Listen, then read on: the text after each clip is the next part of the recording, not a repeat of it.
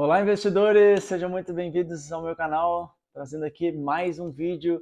Dessa vez, falar principalmente sobre os acontecimentos de ontem, da super quarta decisão de juros, tanto no Brasil quanto nos Estados Unidos, e aproveitar, fazer um mix desse vídeo de atualização de decisão de juros, também com os principais acontecimentos e a performance dos principais ativos no mês de abril, tanto aqui no Brasil quanto também nos Estados Unidos.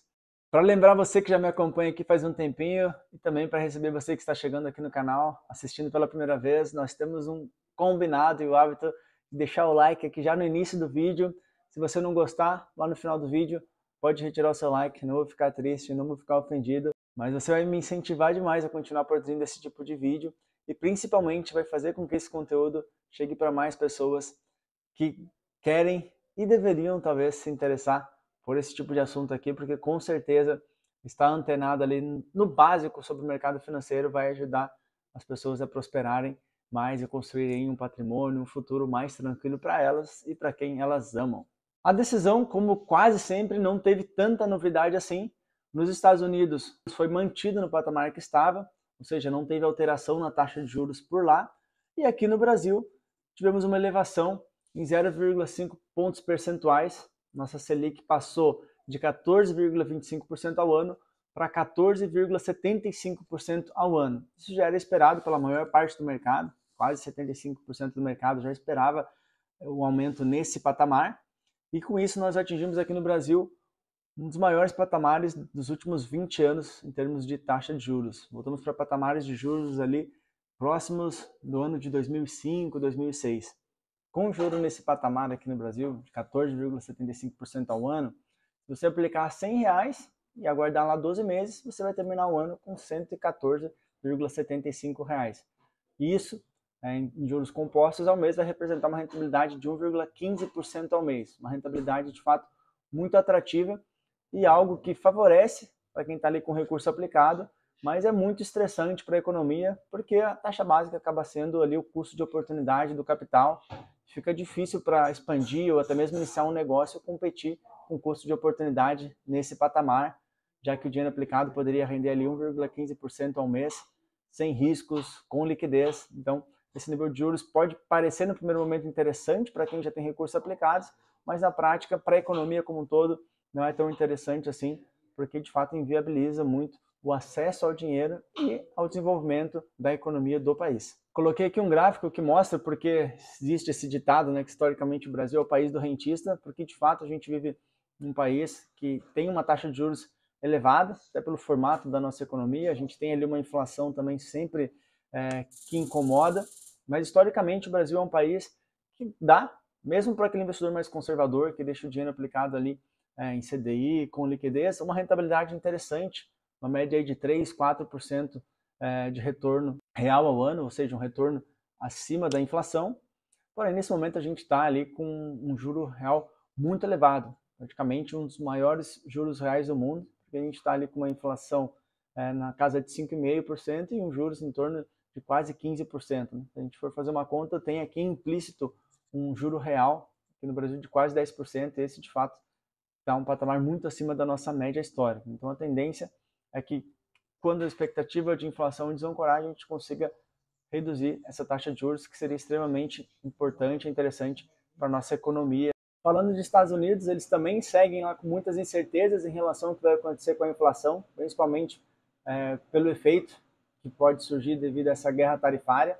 Então, a expectativa e o medo de uma inflação maior e mais persistente lá também segue pesando nas decisões do Banco Central dos Estados Unidos, e por isso a taxa de juros lá foi mantida no patamar que estava.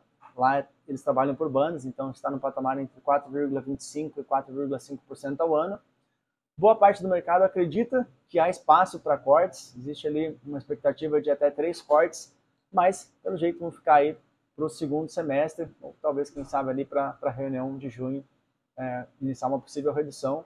Mas hoje o que está pesando lá também para não iniciar uma redução já imediata da taxa de juros é justamente esse receio de uma inflação que possa aumentar devido ao resultado dessa guerra tarifária que o Trump está colocando aí para o restante do mundo, e também porque o mercado, a economia segue aquecida, índice de emprego bem elevado, então tudo isso pesa e faz com que Estados Unidos ainda mantém uma visão de mais cautela em relação à taxa de juros por lá também.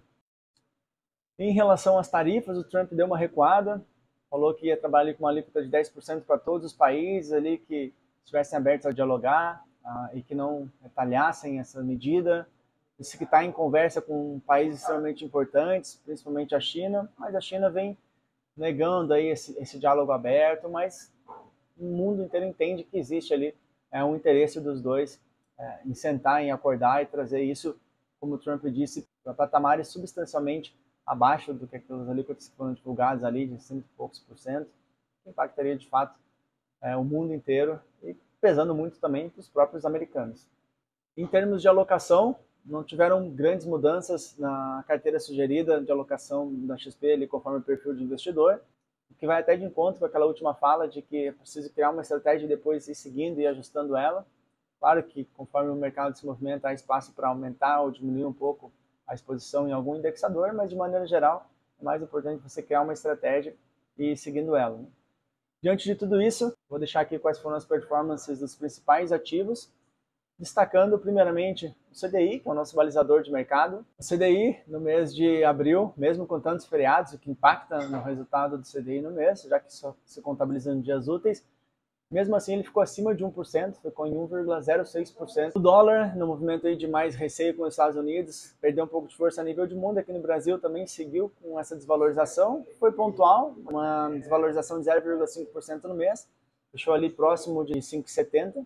E o nosso Ibovespa, mesmo com todas essas incertezas, por vários índices, ele está extremamente descontado e teve ali uma reação, terminou o mês com quase 4% de alta, próximo ali dos 135 mil pontos.